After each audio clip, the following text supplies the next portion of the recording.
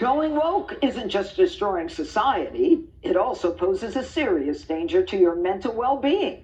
A study suggests that embracing the far-left ideology can make you a more unhappy, anxious, and depressed person. You think? The researchers developing a critical social justice attitude scale. It includes several truisms that woke people are likely to believe. For instance, one such belief is exemplified by this quote: if white people have on average a higher level of income than black people, it is because of racism. That's not true. All right, Harold, we'll go to you first. You think we really need a study to believe that woke people are unhappy, anxious, miserable people? I don't know. I know we've looked at studies. We looked at a study at the beginning of last week or middle of last week about the impact that some of the transgender stuff has on just gender issues, and we were teaching it, or we were talking about it has on kids. And that study showed that it was having an impact, a negative impact. We're now seeing that from a study like this. I don't know. What I do know and what I hope does not happen is I hope, and I know we all hope, I hope we don't find some way to not want to learn about other people, about other religions, about other races, about history that makes us unsettled because we think that it's going to make us unhappy or anxious. Some things will make you unhappy. Some things will make you disagreeable, but hopefully at the end of the day, like a big family, you learn to come back around the table and laugh and smile and get on with it. But there's no doubt that some of the I don't know if the whole ideology makes people this, but maybe the things that are causing people to want to learn more and try to correct things more may make them feel this way. All right, Jesse, one of the truisms of woke people the study found was that university reading lists should include fewer white or European authors. So are woke people for erasing history? Sure. I've been reading about John Locke, some of his original manuscripts in my library, and his feelings about child rearing will knock your socks off, Judge Jeanine. These are some of the many things that I do in my library at home, old manuscripts, ancient mantras.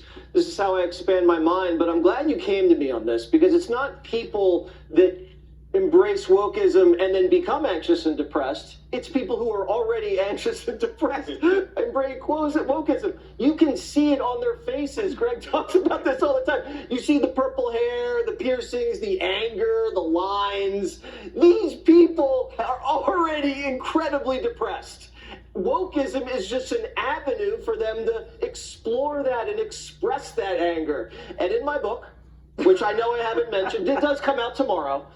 And apparently I'm not only competing against the Pope, Christine Blasey Ford also has a book out tomorrow. I'm not worried about her so much, but I'm just saying there's competition out there. Get it together. You can pre-order it right now. Many of the people that I speak to, vegan extremists, people who sit in traffic and block others from getting to work because they think the sky is falling and the environment's collapsing. These people are angry, depressed, anxious people who are just projecting their problems on the rest of us.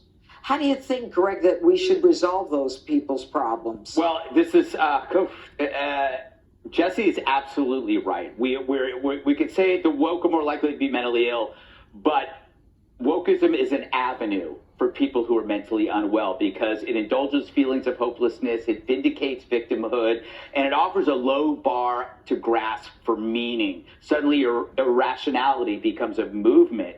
So this is why Harold said family, because the reason why Democrats have a hard time with the woke is that the mental illness is in their family. So they treat it more sensitively. No, I'm saying this. That it's an outgrowth of the Democrat Liberal Party. So you guys have to treat it more sensitively and personally than the rest of us do. That's interesting in this study. It affects women over men by a factor of 7 to 1. Do you know what else significantly impairs women more than men? Self-harm.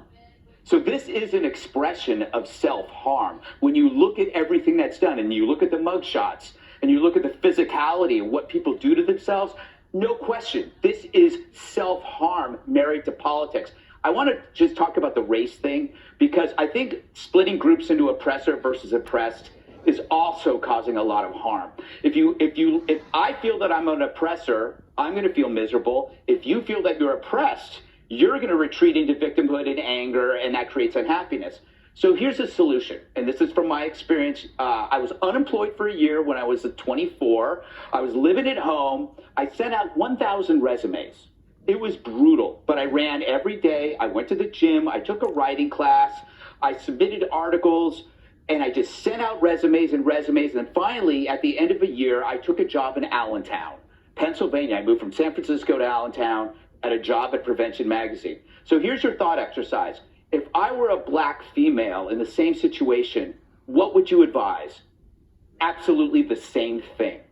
So whether you're a white guy or a black girl, the same practices would apply whether you think it's a racist society or not. And telling them that practices like that are just part of some kind of white privilege eliminates anybody to learn from a white person. If you see a white successful person, you should want to learn from them. You really should. Same goes for black, Asian, Spanish, you name it, but we're telling them not to. I would like to invite Greg on my book tour so he can sell my book better than I can. Thank you very much, Greg. That was well said. Yes, it was very well said. Dana, you want to comment on it? Well, I'll just say I did read Jesse's book this weekend. I think it's excellent. First of all, I highly recommend it.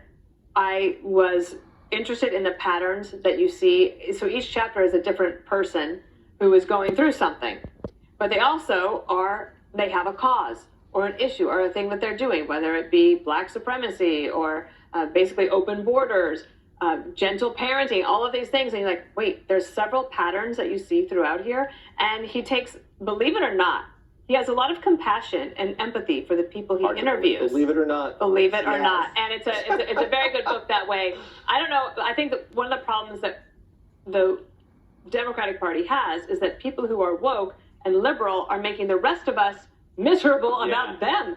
And so that hurts causes, and what Harold said, which is we should not want to be open to people's problems. Okay. But they're not, your problems are not my problem. Thank you, Dana. Thank You're coming on tour too. Thank you.